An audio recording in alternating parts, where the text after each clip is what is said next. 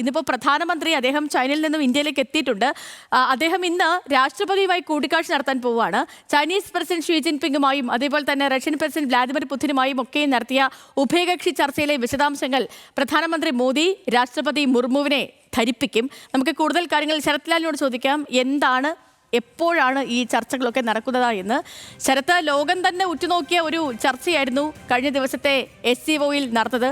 മാത്രമല്ല, നേതാക്കൾ എടുത്ത തീരുമാനങ്ങൾ, ഭീകരവാദത്തെ 3 നേതാക്കളും ഒന്നിച്ച് അപലപിച്ചത്, അതും പാകിസ്ഥാന്റെ സാന്നിധ്യത്തിൽ വെച്ച്, അങ്ങനെ ഒത്തിരി കാര്യങ്ങളുണ്ടായി. എപ്പോഴാണ് പ്രധാനമന്ത്രി രാഷ്ട്രപതിയെ ഇക്കാര്യങ്ങളൊക്കെ ധരിപ്പിക്കുക? എപ്പോഴാകും അദ്ദേഹം അവിടേക്ക് എത്തുക? എന്താണ് നിലവിലെ ക്രമീകരണങ്ങൾ അടക്കമുള്ള കാര്യങ്ങൾ?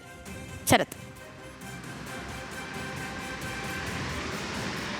Good morning Sethulakshmi. കാരണം വളരെ സേതുലക്ഷ്മി പറഞ്ഞ പോലെ തന്നെ വളരെ ലോകരാജ്യങ്ങൾ ഉറ്റുനോക്കുകയും ലോകരാജ്യങ്ങൾക്ക് ആശ്ചര്യം ജനിപ്പിക്കുകയും ചെയ്ത ഒരു നീക്കമാണ് ഇന്ത്യൻ പ്രധാനമന്ത്രിയിൽ നിന്നുണ്ടായത്. യഥാർത്ഥത്തിൽ യൂറോപ്യൻ രാജ്യങ്ങളടക്കം ഇപ്പോൾ വളരെ ആശ്ചര്യപൂർവ്വം അത്ഭുതം കൂറി എന്നാണ് ബ്രിട്ടീഷ് പ്രധാനമന്ത്രിയുടെ അടുത്ത കേന്ദ്രങ്ങൾ ഈ കൂടിക്കാഴ്ചയെക്കുറിച്ച് വ്യക്തമാക്കിയായിട്ടാണ് ബ്രിട്ടീഷ് പത്രങ്ങൾ ഇന്ന് BBC അടക്കമുള്ള പത്രങ്ങൾ ഇന്ന് റിപ്പോർട്ട് ചെയ്തിരിക്കുന്നത്. വളരെ പ്രാധാന്യമുള്ള ഒരു കൂടിക്കാഴ്ച. അതുമാത്രമല്ല, ത്രയ കൂട്ടായ്മ എന്ന് വേണം പറയാൻ.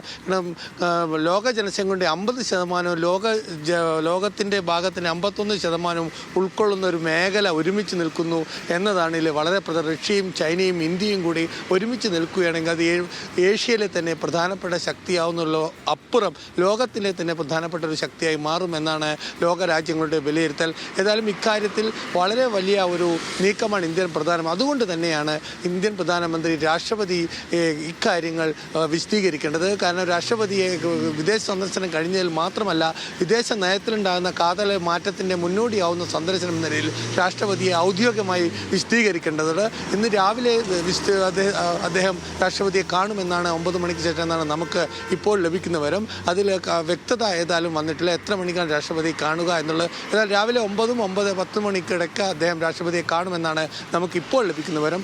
ഏതായാലും ഒരു കാര്യം നമുക്ക് സേതുലക്ഷ്മി, വളരെ നിർണായകമായ ഒരു കൂടിക്കാഴ്ച, ലോകരാജ്യങ്ങളുടെ കൂടിക്കാഴ്ച, അത് രാഷ്ട്രപതിയെ അതേപോലെ തന്നെ അത് കഴിഞ്ഞ് പാർലമെൻറ്റിനെയും പാർലമെൻറ്റ് കാര്യ സമിതിയെയും അത് വിശദീകരിക്കേണ്ടത്. ഇതൊക്കെ കാണുമ്പോൾ വിദേശകാര്യ സെക്രട്ടറിയും ഈ കൂടിക്കാഴ്ചയിൽ പ്രധാനമന്ത്രിയോടൊപ്പം ഉണ്ടാകും, രാഷ്ട്രപതിയെ കാണുന്നില്ല എന്നാണ് നമുക്ക് ഇപ്പോൾ ലഭിക്കുന്ന വിവരം. ഇത്തിരി നിർണായകമായ കൂടിക്കാഴ്ചയാണ്. അതുപോലെ തന്നെ ഇതിനെ രാഷ്ട്രീയ പാർട്ടികൾ എങ്ങനെ കാണുന്നു, രാഷ്ട്രീയ പാർട്ടികളുമായിട്ട് പ്രധാനമന്ത്രിയോ അല്ലെങ്കിൽ പ്രധാനമന്ത്രിയുടെ ഓഫീസോ എന്തായിരിക്കും ഇനിയുള്ള ഇത് സംബന്ധിച്ച ഒരു ചർച്ച നടക്കുമോ, അല്ലെങ്കിൽ ഇത് സംബന്ധിച്ച എന്താണ് ചൈനയുമായി ചർച്ച നടന്ന കാര്യം മുഖ്യ പ്രതിപക്ഷ കക്ഷികളെ വിശദീകരിക്കുമോ എന്നതാണ് ഇനി നമുക്കറിയേണ്ടത്. ഏതായാലും ഇക്കാര്യത്തിൽ കോൺഗ്രസ് ഇപ്പോൾ തന്നെ ഒരു ഇടഞ്ഞ അല്ലെങ്കിൽ എതിർക്കുന്ന ഒരു സ്വഭാവം ഇപ്പോൾ തന്നെ കോൺഗ്രസ് പ്രകടിപ്പിച്ചിട്ടുണ്ട്. അതുകൊണ്ട് ഏതായാലും പ്രതിപക്ഷ കക്ഷികളെ ഈ കാര്യത്തിൽ വിശദീകരിക്കണം എന്ന് തന്നെയാണ് നമുക്ക് അനൗദ്യോഗികമായി ലഭിക്കുന്ന വിവരം. ശ്രീലക്ഷ്മി. ഓക്കെ ശരത്ത്, വ്യക്തമാണ്. അപ്പോൾ ശരത്ലാലാണ് ഡൽഹിയിൽ നിന്നും വിവരങ്ങൾ നൽകിയത്. പ്രധാനമന്ത്രി മോദി ഇന്ന് രാഷ്ട്രപതിയെ നേരിൽ കണ്ട് SCOയിലെ കാര്യങ്ങളൊക്കെയും അറിയിക്കും.